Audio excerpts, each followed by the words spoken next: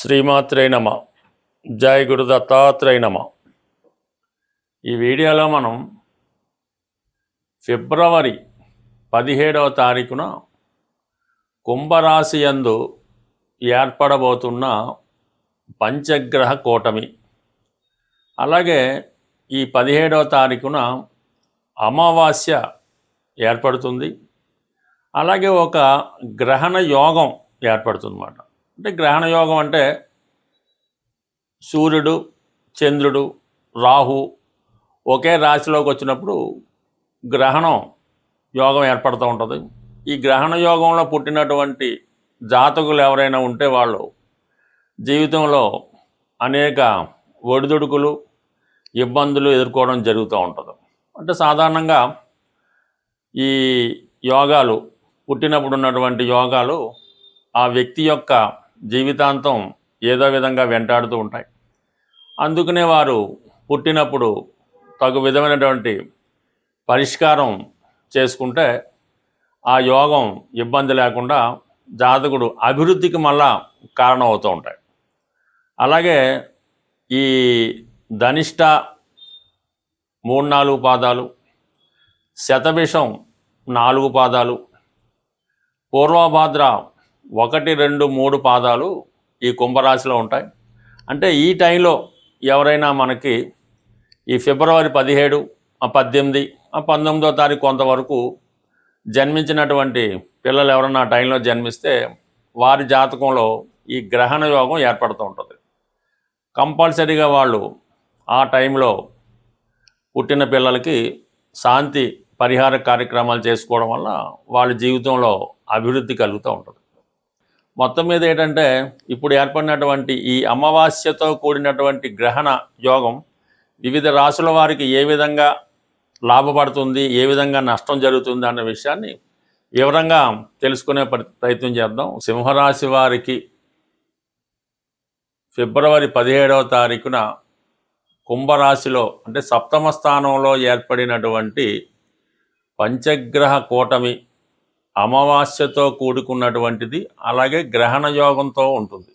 ఇటువంటి యోగం సప్తమ స్థానంలో ఏర్పడినప్పుడు సింహరాశి వారికి ఏ వాటి మీద దీని ప్రభావం చూపే అవకాశం ఉంటుంది.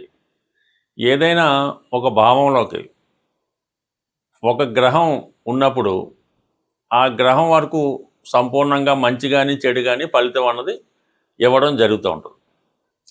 అదే 2 గ్రహాలు కలిసినప్పుడు వాటి యొక్క బలం విపరీతంగా పుంజుకుంటూ ఉంటుందన్నమాట.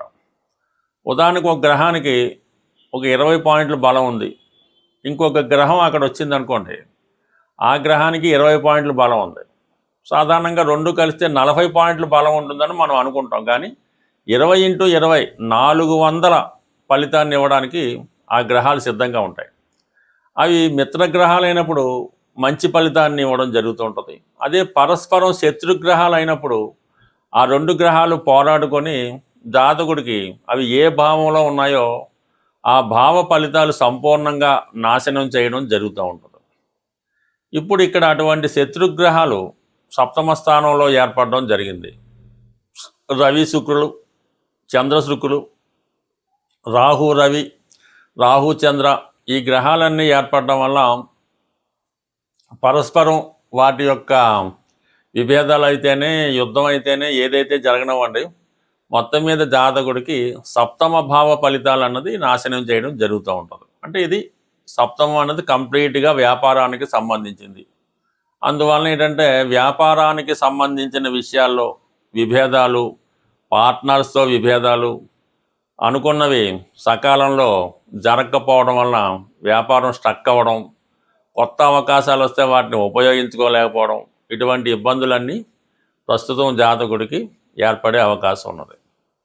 దాని తర్వాత సప్తమం అన్నది వైఫ్, జీవిత భాగస్వామి, మనతో రిలేషన్స్ పెట్టుకున్న వాళ్ళు, మనతో పరిచయం ఉన్నవారు, లేదంటే ఒక డాక్టర్కి అయితే పేషెంట్లు, ఒక వ్యాపారికి అయితే కస్టమర్సు, ఎవరైతే దైనందిన జీవితంలో డీలింగ్ చేస్తూ ఉంటామో వాళ్ళంతా కూడా మనకి సప్తమ స్థానంలోకి రావడం జరుగుతూ ఉంటుంది. అందువలన ఏంటంటే ఇప్పుడు జాతకుడికి ఖాతాదారుల వల్ల ఇబ్బందులు ఏర్పడుతూ ఉంటాయి. అలాగే వ్యాపార భాగస్తుల మధ్య విభేదాలు రావడం వల్ల కొంతమంది జాతకుడిని మోసం చేయాలనో ముంచాలనో ప్రయత్నం చేయడంలో వాళ్ళు చాప కింద నీరులాగా జాతకుడికి ఇబ్బంది పెట్టడం జరుగుతూ ఉంటుంది. జాతకుడు ఏమాత్రం అప్రమత్తంగా ఉంది, ఎందుకంటే రాష్ట్రాధిపతి రవి రాహుతో కలిసి ఉండడం వలన జాతకుడు ఒక భ్రమలో ఉంటాడు. దాన్ని ఉపయోగించుకొని ఇతనితో కలిసినటువంటి పార్ట్నర్స్ ఇతన్ని పూర్తిగా ఇబ్బంది పెట్టి నష్టాల్లో కలగజేసే అవకాశం ఉంటుంది. కాబట్టి ఏదైనా కొత్త వారితో వ్యవహారం చేస్తున్నప్పుడు కానీ, కొత్త అగ్రిమెంట్లు చేస్తున్నప్పుడు కానీ సహజంగా జాగ్రత్తగా ఉండాలి. అలాగే పెళ్లి సంబంధించిన విషయాల్లో పరస్పరం ప్రేమించుకొని చాలా కాలంగా ఇష్టపడి చివరి నిమిషంలో, అంటే ఇప్పుడు పెళ్ళి చేసుకుందాం అనుకున్న సమయంలో వివిధ కారణాల వల్ల ఈ వివాహం అన్నది జరగకుండా ప్రేమికుల మధ్య ఎడబాటు రావడం, ఆల్రెడీ వివాహం అయినటువంటి దంపతుల మధ్య ఏదో విధమైనటువంటి చికాకులు రావడం జరుగుతూ ఉంటుంది.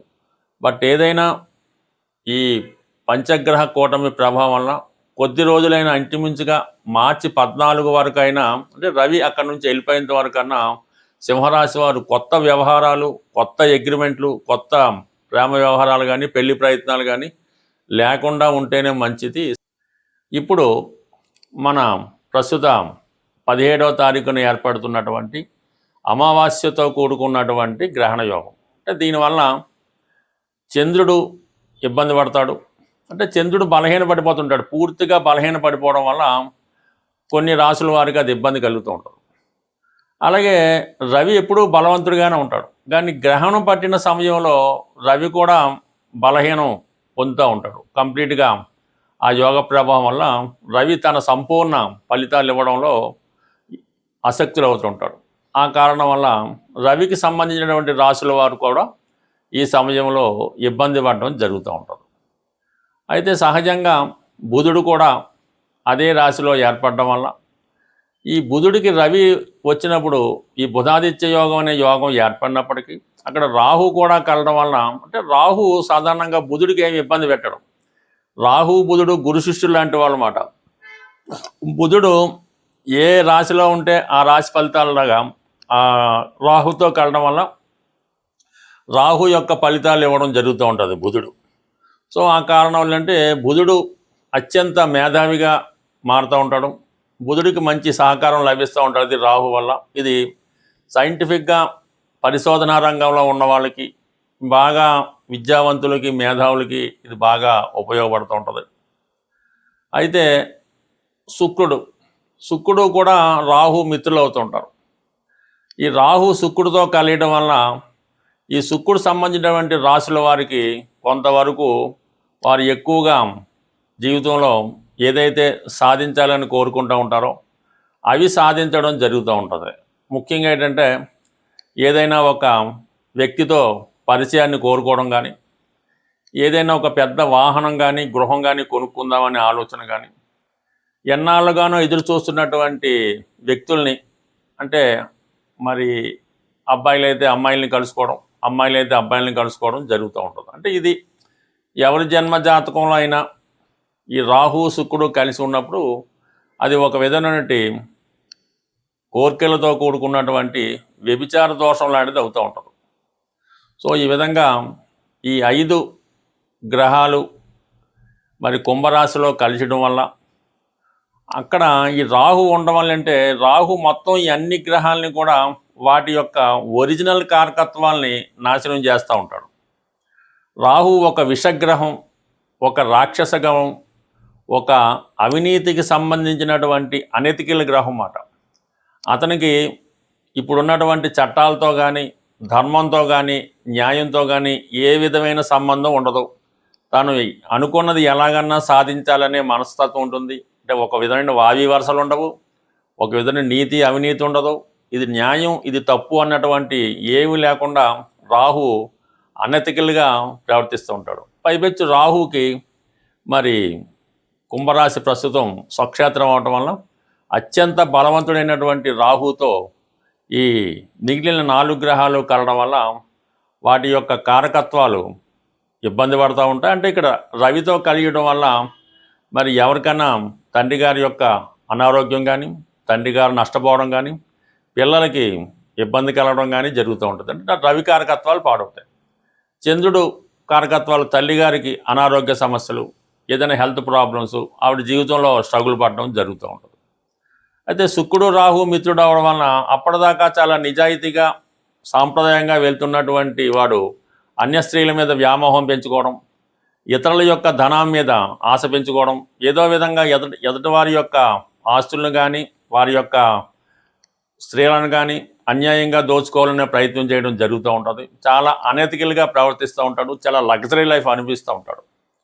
సో బుధుడు రాహుతో కలియడం వలన పెద్ద పెద్ద వ్యాపార అవకాశాల దగ్గర ధనం ఉన్నా లేకపోయినా పెద్ద పెద్ద సంస్థలు స్థాపిద్దామని, కోట్లలో రొటేషన్ చేద్దామని ఎదుటి వారికి భ్రమ కల్పించేలాగా తన యొక్క ఐడియాలు ఇవ్వడం జరుగుతూ ఉంటుంది.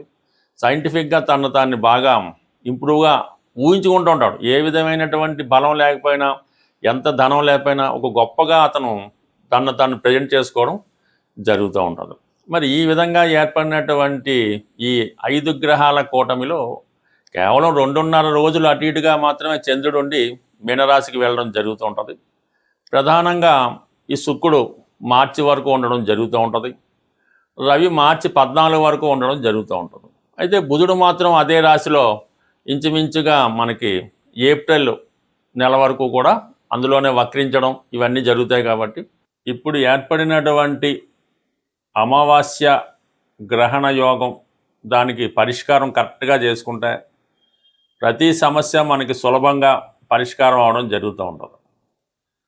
ప్రతి తిథికి ఒక గ్రహం అధిపతిగా ఉండడం జరుగుతూ ఉంటుంది.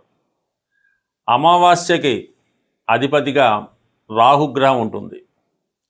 అలాగే అష్టమి నాడు కూడా రాహు ఆధిపత్యంలో ఉంటుంది. అందుకనే అమ్మవారికైనా చండీ హోమాలు అలాంటివి చేసినప్పుడు అమావాస్య కానీ అష్టమి కానీ ఎన్నుకోవడం జరుగుతూ ఉంటుంది. మరి ఈరోజు మనకి ఈ గ్రహణ యోగానికి అలాగే అమావాస్య యోగానికి పరిహారంగా అమ్మవారిని ఆరాధించడం వల్ల మనకి సమస్య పరిష్కారం అవుతూ ఉంటుంది.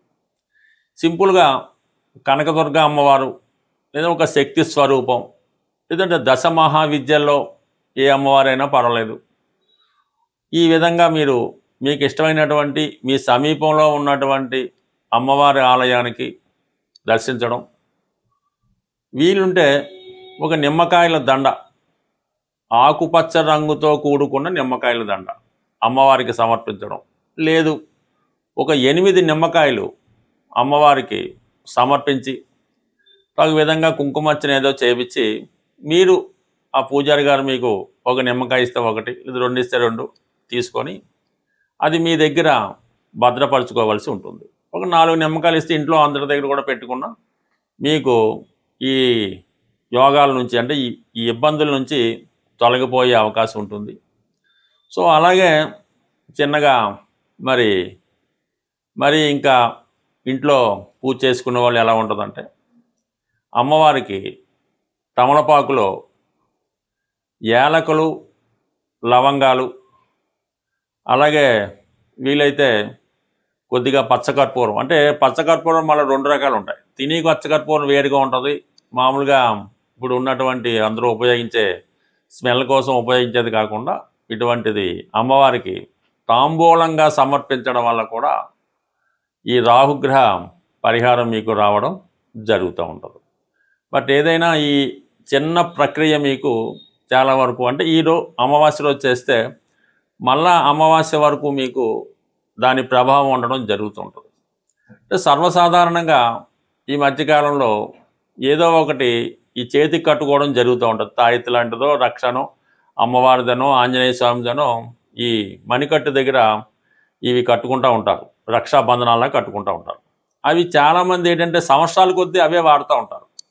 అది సాధారణంగా మీరు అమావాస్య రోజు చేతికి ఉన్నటువంటి ఇటువంటి ఈ బంధనాల్ని, రక్షాబంధనాల్ని, కంకణాలని కంప్లీట్గా అవి తీసివేసి ఏదైనా ఒక చెట్టు మొదల్లోనో నదిలోనో కలిపివేయటం మంచిది. మళ్ళీ మీరు కొత్తది అమావాస్య రోజు మళ్ళీ కొత్తగా ధరించడం వల్ల దాని పవర్ మళ్ళీ వచ్చే అమావాస్య దాకా ఉంటుంది. అంతే తప్ప అటువంటి ఈ రక్షాబంధనాల్ని, తాయెత్తుల్ని వాటిని ఇలాగా సంవత్సరాలు బట్టి ఉంచుకోవడం వల్ల కూడా అది ఇబ్బంది కలుగుతూ ఉంటుంది. బట్ ఏదైనా కొన్ని పరిహారాలు చేసుకోవడం వల్ల నమ్మకం బట్టి ఆధారపడి ఉంటుంది కాబట్టి మరి ఇటువంటి ఈ పరిహారం సాధారణంగా చేసుకుంటే మంచిది. సో ఏదైనా మీరు అమ్మని నమ్ముకుంటే అన్నీ ఉన్నట్టని ఏదైనా ఈ గ్రహణ యోగం నుంచి తొలగాలంటే మీరు గట్టిగా పట్టుకోవడం అమ్మవారి యొక్క పాదాలు, ఆ సమస్య అదే మీకు సాల్వ్ అవుతుంది. స్వస్తి.